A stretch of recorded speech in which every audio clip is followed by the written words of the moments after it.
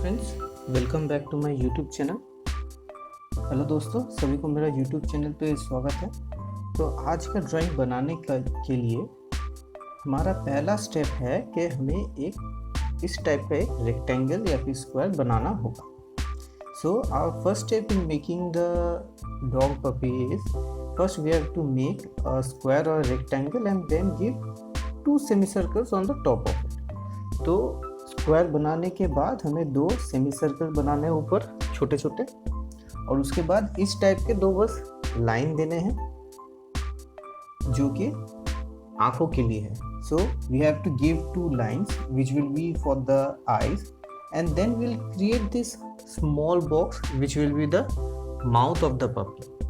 तो और नीचे का हम लोग ऐसे एक छोटा सा बॉक्स बना लेंगे जो कुत्ते के बच्चे का जो मुंह है वो वाला एरिया होगा। उसके बाद बॉडी बनाना होगा हमें। So we have to make the body of the puppy. So to make that we are going to make a rectangle like this on the outer side.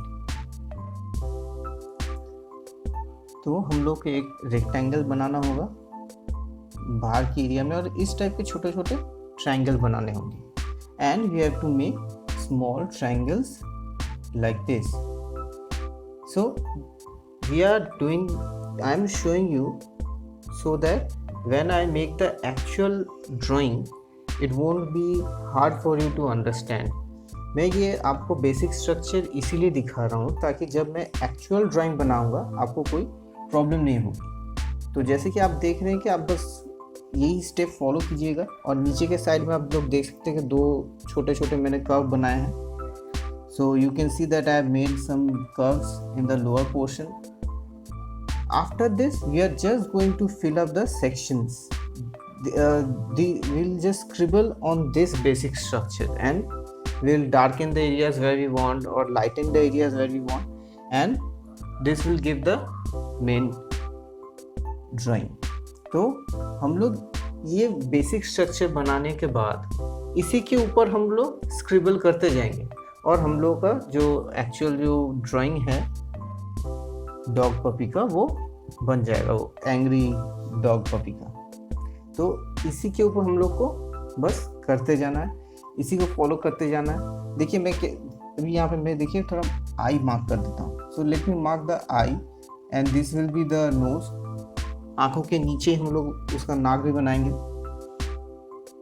मतलब देख के भी बहुत सिली लग रहा है, लेकिन इसी के ऊपर हम लोग जस्ट काम करेंगे और हो जाएगा, और बहुत ही इजी है, बिल्कुल चिंता करने की बात नहीं है, बहुत ही इजी है।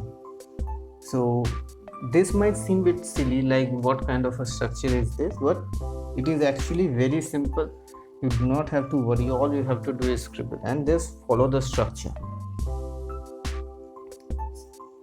So we are going to just fill up this and I'm showing this before I move on to the main drawing. Okay, तो मैं मेन ड्राइंग में जाने से पहले ये आपको दिखाऊंगा। ये वाला मेन ड्राइंग नहीं है, मेन ड्राइंग में जाने से पहले ये वाला मैं आपको दिखा दे रहा हूँ ताकि आपको समझ में आए कि कैसे बनाना है।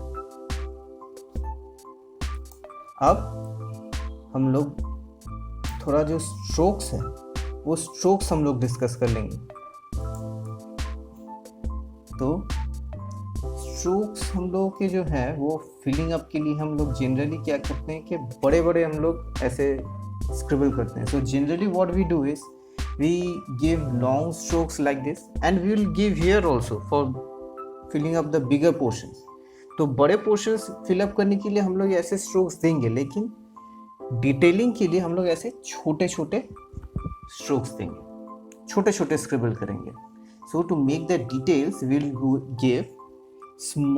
do small scribblings like this.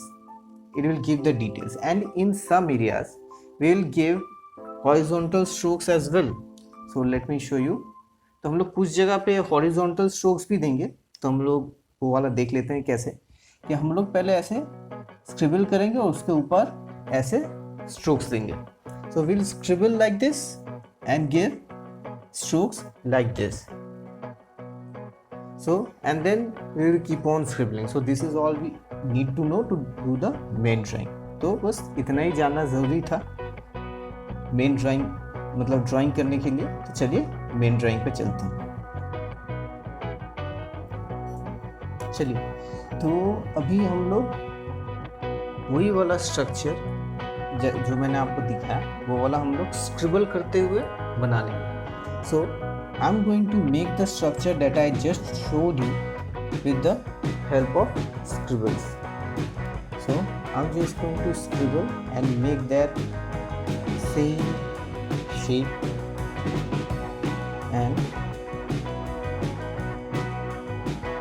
on that I'm just going to keep on scribbling. As the drawing progresses I'll give you more information instructions. So जो मैंने आपको स्ट्रक्चर दिखाया उसी को हम लोग देखिए स्क्रिबल करते हुए बना लिए हम लोग यहाँ पर, और उसी के ऊपर हम लोग से स्क्रिबल करते हुए बढ़ाते जाएंगे। बस पेन घिस के उसको डार्क करना है, कुछ एरियाज को लाइट रखना है, बस ऐसे ही हम लोग को आगे बढ़ते हैं। अभी देखिए मैं यहाँ पे छोटे छोटे स्ट्रोक्स दे रहा हूँ वो एरिया फिलअप करने के लिए। So you can see I am doing the small scribblings to fill up these areas.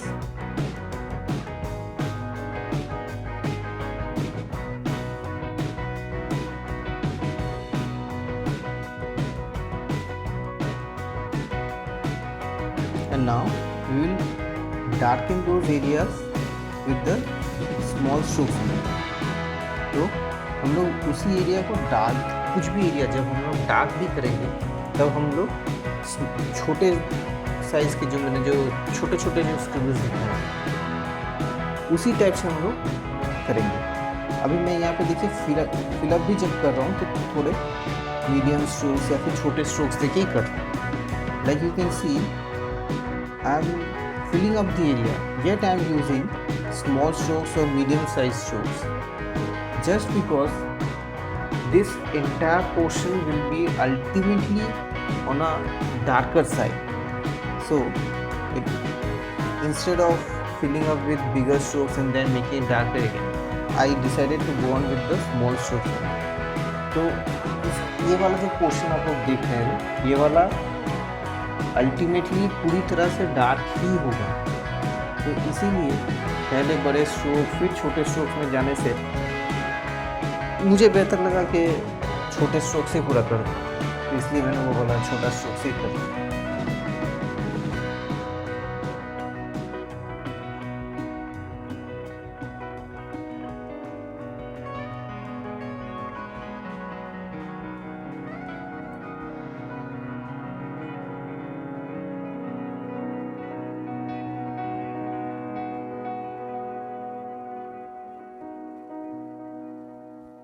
Now you can just follow what I'm doing and the areas where I'm making the dark spots. You can just follow that and your drawing will also come out fine.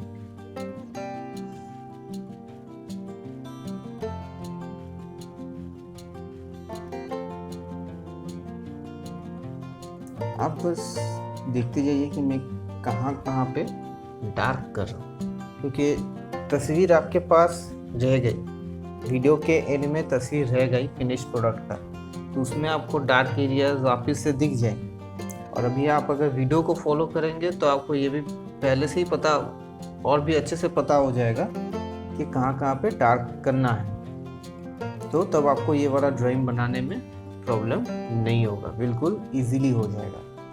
So all you have to do is follow the places where I am making them dark.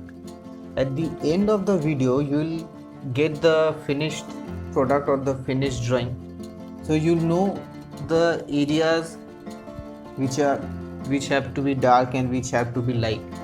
So when you follow the finished drawing with this video, you will get a better idea of the areas where it has to be dark and where it has to be light.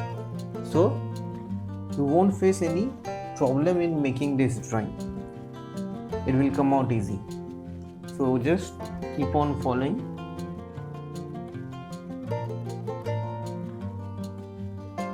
तो आप देख रहे हैं कि मैंने आँख और नाक का एरिया जो है वो बना लिया है। कान भी देखिए मैंने बना ही लिया। तो कान का देखिए कुछ एरिया मैंने लाइट रखा है और ठीक जो बॉर्डर का एरिया है वहाँ पे मैंने डार्क कर दिया। तो इससे क्या होगा, कान उभर के आएगा, कान दिखेगा। So as you can already see, I made the eyes and the nose, and I made the ears also. How I did it? Just on the borderline where the ear meets the face, I made that borderline darker and the main ear bit lighter than it. So that what highlighted the ear for the dog puppy. The top of the eyes requires bit of darkening. Okay. तो आंखों का जो ऊपर का जो portion है उसमें थोड़ा डार्कनेस लगता है। ये वाला एक मेजर एरिया है जहाँ पे डार्क होता ही होता है। The top of the eye is a major area where it will always be dark when the light falls. जब भी लाइट गिरता है तो उस जगह पे वो डार्कनेस होगा ही होगा, क्योंकि आंखों का ऊपर का जो एरिया होता है वो थोड़ा फूला हुआ रहता है ना। The main reason for darkening that area is because the top of the eye is generally bit swollen, like the eyebrow area in the humans. So, and the dog also has that swollen part on top of the eye. So that's why that in that area there will be some darkness. It is mandatory. तो आंखों का ऊपर का area हो गया। अभी आप देख रहे हैं कि धीरे धीरे तस्वीर बन रहा है, आप बस फॉलो करते जाइए। So you can see the drawing is now coming out, right? So just keep on following the areas where I am making dark shades.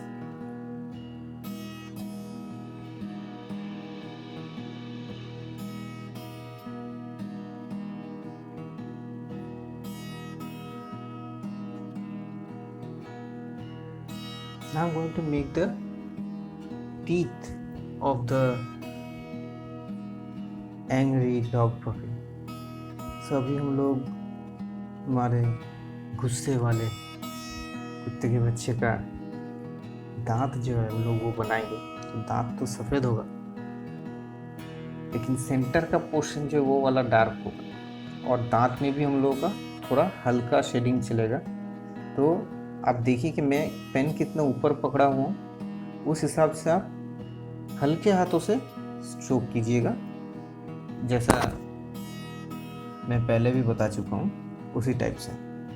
So the teeth of the our angry dog puppy will be white but the centre portion will be dark and the white portion of the teeth will also require bit of shading.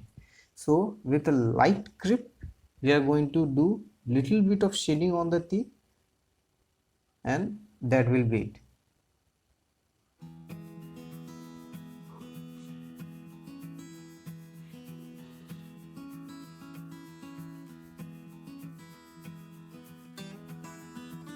So as you can see our puppy is almost complete.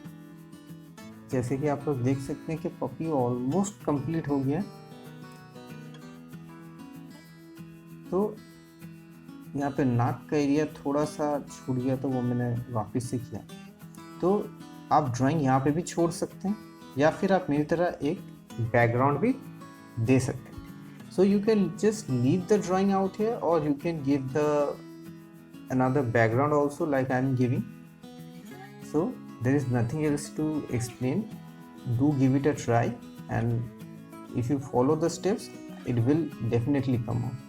तो ज़्यादा कुछ बताने का है नहीं, आप बस step follow कीजिए और आपका ड्राइंग ज़रूर बन जाएगा। सो वीडियो अच्छा लगा हो तो लाइक और सब्सक्राइब कीजिए और बेल नोटिफिकेशन दबा दीजिए क्योंकि मैं और भी ज़्यादा वीडियोस बनाने वाला हूँ। So if you like this video, please give this video a thumbs up and subscribe to my channel and press the bell notification because I'll be making a lot more videos. So until next time, goodbye. तो अगली बार फिर मिलेंगे, तब तक के लिए good bye.